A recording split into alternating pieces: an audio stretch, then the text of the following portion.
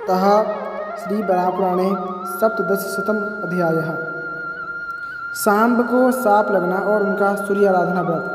भगवान वराह कहते हैं, हे शुभांगी, अब मैं श्री कृष्ण की कथा का वह अद्भुत प्रसंग कहता हूँ जो द्वारकापुरी में घटित हुआ था। साथ ही सांब के श्राप की बात भी सुनो। एक बार जब भगवान सानंद द्वारका में विराजमान थे तो नारद मुनि वहाँ पधारे।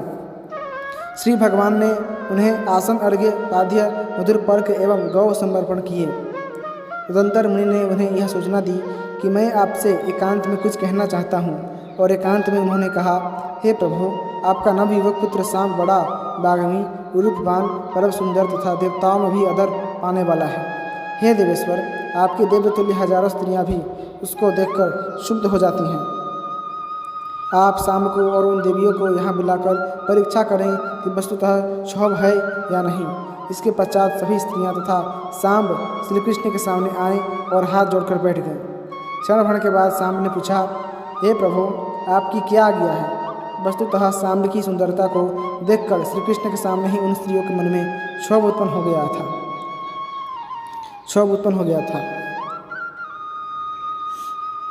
भगवान श्री कृष्ण ने कहा, हे देवियों, अब तुम सभी उठो और अपने स्थान को जाओ।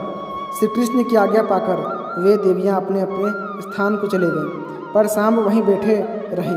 उनके शरीर में कपकपी बंध रही थी।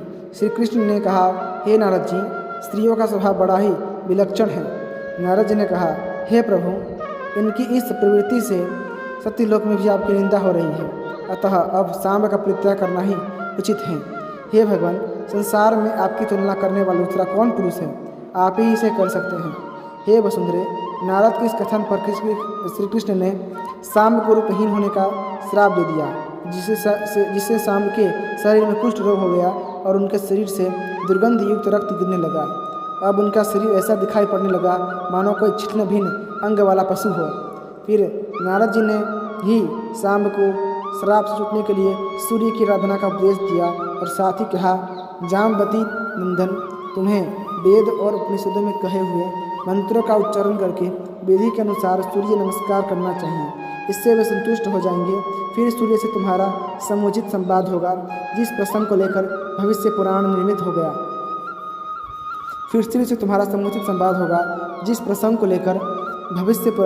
निर्मित होगा, उसे मैं ब्रह्मा जी के लोक में जाकर उनके सामने सदा पाठ करूँगा।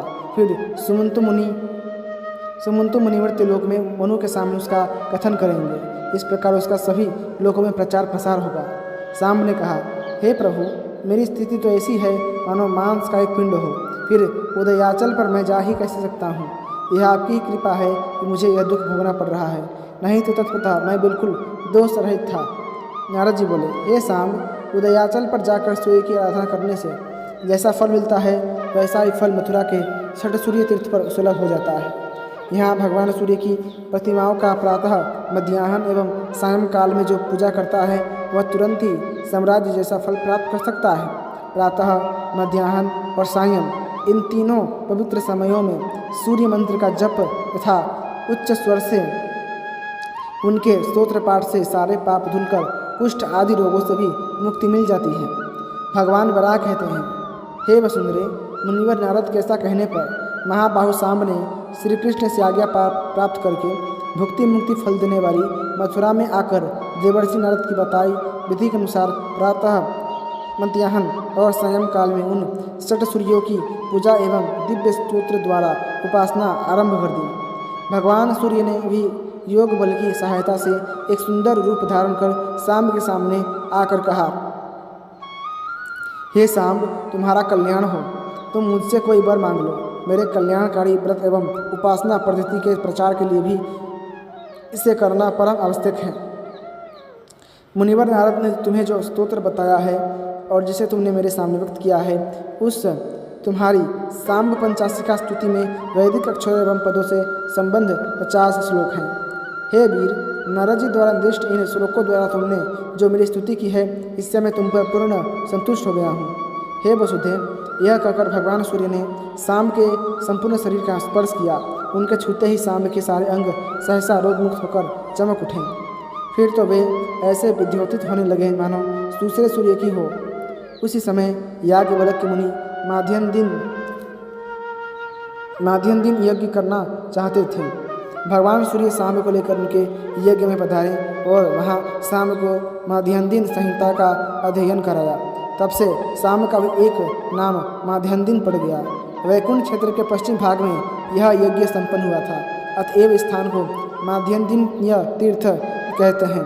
वहाँ स्नान एवं दर्शन करने के प्रभाव से मानव समस्त पापों से मुक्त हो जाता है। सांब के प्रश्न करने पर सूर्य ने जो प्रवचन किया वही प्रसंग वैभस्य पुराण के नाम से प्रख्यात पुराण बन गया। यहाँ सांब ने कृष्ण गंगा के दक्षिण तट पर मध्याह्न के सूर्य की प्रतिमा की प्रतिष्ठा की।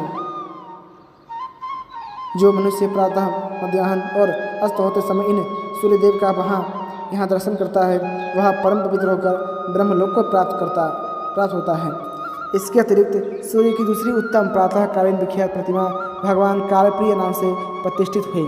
तदनंतर पश्चिम भाग में मुनिस्थान में अस्ताचल के पास मुनिस्थान नामक प्रतिमा की प्रतिष्ठा हुई। इस प्रकार सांब ने सूर्य की 3 प्रतिमा स्थापित कर उनकी प्रातः मध्याह्न एवं संध्या तीनों कालों में उपासना की भी व्यवस्था की। हे देवी, सांब ने भविष्य पुराण में निर्दिष्ट विधि के अनुसार भी अपने नाम से प्रसिद्ध एक मूर्ति की यहाँ स्थापना कराई। मथुरा का वह श्रेष्ठ स्थान सांबपुर के नाम से प्रसिद्ध है। सूर्य की आज्ञा के अनुसार वहाँ रथ यात्रा का प्रबंध हुआ।